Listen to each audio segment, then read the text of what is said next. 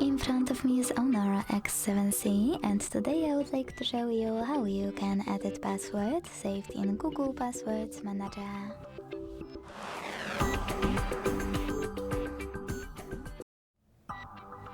Begin by opening Settings and scrolling all the way down to click on Google.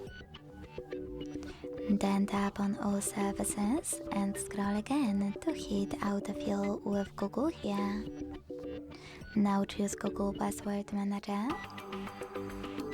Tap on one of your passwords you wish to edit and enter your login method. Then choose Edit button and change whatever you want to.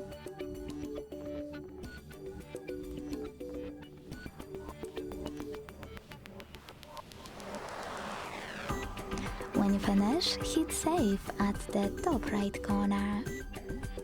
Thanks so much for watching. If you enjoyed this video, leave a like, comment and subscribe.